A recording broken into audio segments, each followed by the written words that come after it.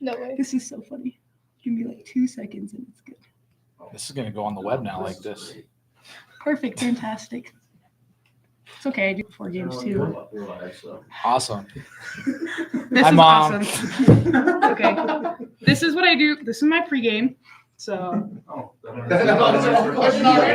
get to that later. Yeah. Okay, we're good. Beach volleyball head coach David Skaff, Stormi Tadlock, Lauren Rohlwing. Coach, been a couple of weeks since we had you. A long trip with a lot of matches last week over spring break. If you kind of summarize the week in California and Arizona. Yeah, no, we had a good opportunity to play a lot of good competition down there. It was fairly windy, so it was good exposure for us before we go to Gulf Shores. It was a blueprint of a few things we need to change, setting a little bit of style of play. So if we do see that wind in the afternoons in Gulf Shores, that we're better prepared to make the switches earlier. Competition was pretty solid all the way around. And some long travel days that we might change a few little things just to help us get a little more game ready and not sit in 4 hours of LA traffic trying to get somewhere. But other than that, I kind of liked where we finished the weekend. We progressively made some good changes to kind of play more of our style of game towards the end of it. Yeah, how good was that to get a win over Central Arkansas to kind of end the week on a high note? Yeah, that was awesome. I told their team right before that, let's have a happy long bus ride home. They did a good job of delivering that. That was a good team on the side of the net that did a lot of good things. They beat UTEP earlier on the previous day that we lost to 2-3. So it was kind of good to kind of see that change and see what we did in our game to match and be prepped for them. So it was exciting to see that, hey, we were able to make these changes on the go, which I thought we were a little slow in Cali to do that. This week, ladies, a chance to be at home, program undefeated at home. What kind of goes into your mind having a chance to be in your home stand where you practice every day? And kind of how exciting is that? It's really nice to be back home after such a long travel week. But I think it's also nice that this is our last home weekend and all of our seniors are here. And so I think just getting to play with them again, get back into the rhythm of things where we're all home with everybody is just like super fun. It's super nice to be back. Yeah. Well, sorry. Like Skaff said, it'll be super nice not having a 4-hour bus ride before our game. I think that'll definitely be very nice for our legs. We're going to be jumping out of the sand. The two of you have moved into the lineup the last couple of weeks. What was it like early on, maybe kind of just being outside of that, and how nice is it to be included the last few matches? It was definitely competitive to be in that spot. Like we didn't go with the team to Texas, so we knew we really had to like settle down, focus in, really work super hard. But I feel like with the team that we have around us, even though we weren't inside the lineup, they were still supportive of us pushing. And so getting to compete against our teammates and just keep pushing for more was really nice. And then the more that we did it, the more that we got to work together, the more fluid it's become. And so I just feel like it's gotten like super easy almost to play with you. Mm-hmm. So it just is, it's really nice to be in the lineup, but I know we have people around us that are still competing with us, so pushing us to get better. And I know that this isn't our peak yet. So I think that's what's super nice about it is, yeah, we are playing fives and we've worked to get to that spot, but there's still more for us and for everybody around us. Yeah, for sure. And like when we were kind of down a little bit lower, we were kind of like, oh, well, there's nowhere really else to go but up. So let's just like keep pushing and do whatever we can. And I think like it definitely does not stop, like you were saying. Like it's always just a push to get better and better and make everyone else around us better too. Coach, Stormi hit on it, but the seniors, their last chance to be at home, at least against other teams. This program, especially the ones that have been here for 4 years, top 3 finishes of the last 3 years. What has that group kind of meant to this program over the last few years? I think they've meant a lot as far as culture, understanding where we come from, how we like to do things. They've done a really good job helping develop the program too, that the newbies coming in kind of show them the ropes. And that's a big chunk. We're losing 7 of them. So, I mean, that's a big part of the family to lose all at once.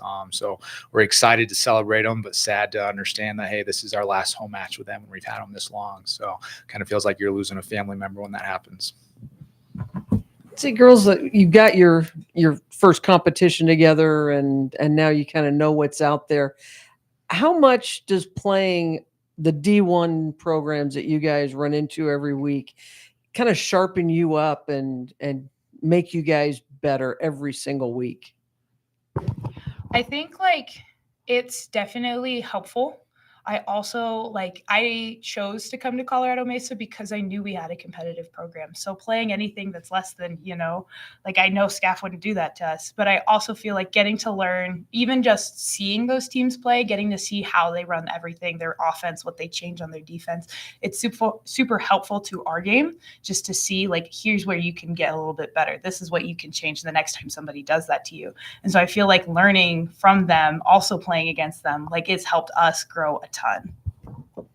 Yeah, for sure. And we kind of playing in practice against the same people, you get pretty comfortable, you know what they're going to do all the time.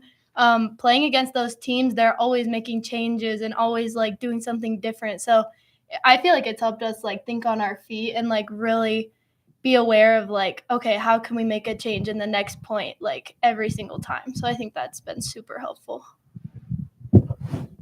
So, Coach, for you, maybe dropping a few more games than you would have liked to this season, how do you use some of those losses to learn a lot about the team? Yeah, we talk about all the time at the end of the day that everybody we play is to prepare for Gulf Shores for nationals. So when we play FIU and seeing some of the things that they did in the win, we didn't like being on the losing end of that, but we got some valuable information of some things they do in the win, how they shift and how they set, especially against her. That was a fairly strong side win at CSUN when we played them. So learning some of the ways that they run their offense to get a little bit more advantage from the wins, hey, we can use this. That, yes, it's frustrating for the loss, but there's a lot of valuable information that we can carry over. So we have a blueprint. Let's do this in practice. So when we see that same situation, we're prepped for it.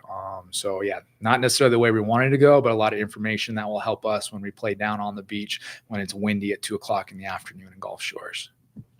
Then girls, for you in preparing for Gulf Shores, what are you guys doing specifically with your game to prepare you for that competition? I think specifically, we are learning how to make changes more effectively. I would say a lot of we can be consistent in what we're comfortable with doing, but other teams aren't going to do the same thing over and over again. So learning as we keep playing different competitive teams, those D1s, right? We learn how to change our offense, change our defense, what's going to make those points happen, what's going to make it easier for us. And then when they make a change, we make a change right back. So I feel like that's been helping us a ton.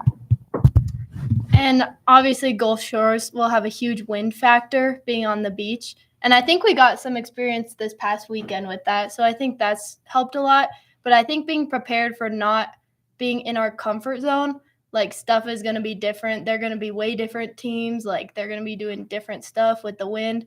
And I think just thinking on our feet and being able to respond fast and effectively. Mm-hmm. This weekend, home matches, a pretty new opponent in Emmanuel and then one in Trinidad State. You've seen a few times over the last couple of years. What do you kind of know about them, and what are your kind of goals for the weekend? Yeah, we've played Trinidad the last few times. With them, we know that, hey, we're going to get some athletic kids who may not have as much experience. We want to just make sure that we're using our advantage of our beach knowledge against them, that they're still good athletes, but we want to take what we've known and the teams we've practiced against and use that against them and kind of keep it sharp. Emmanuel, they're a good program. We haven't seen a ton of them. We've seen them at Florida before for nationals, but haven't actually played them. And their coach is coming from a different school that I've known before, so I know he has a good beach background. But I think another one of those teams that we can take advantage of as far as our beach knowledge and athleticism goes. Anything from you particular in your matches that you kind of have goals for this weekend?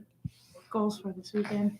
I think just making the changes that we need to make. We've been working on a couple different things in practice so that we're pushing sets higher, whatever it needs to be, that we just keep focused on that and staying consistent as we play.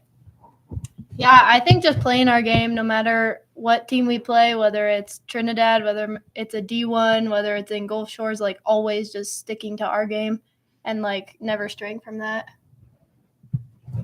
All right, question of the week. Stormi kind of alluded to it earlier, but tell me, what are your weirdest or strangest superstitions before each of your matches? Even though we kind of already know what yours is. I'm superstitious with the shorts I wear. All my shorts have a record. So on certain shorts for certain days, I wear certain ones. And once they hit a certain point, I won't wear those anymore if we dip below 500 in those. No, that's facts because I do the same thing. On my shorts, I have to wear specific shorts. I won't wear spandex because I've had a bad record with spandex. So my shorts have specific brands, whatever. Have to wear those. Pre-game rituals type stuff. I do all of my makeup before the game. So that's normally like as soon as we get there, I sit down, I do that. And then, yeah, I think, I chase people around to put their sunscreen on. That's part of my ritual. That is true. I don't really know about like pregame, but I know one for me and Coach Bob were talking about it. If we're all cheering and we're all like in a line and our team starts like losing points, we'll switch up the order of everyone standing, like hoping that it was that was the problem, like how we were lined up. It works most of the time, so I think it's true. Whatever works. Yeah. All right. Thank you and good luck this weekend. Thank you. Good job.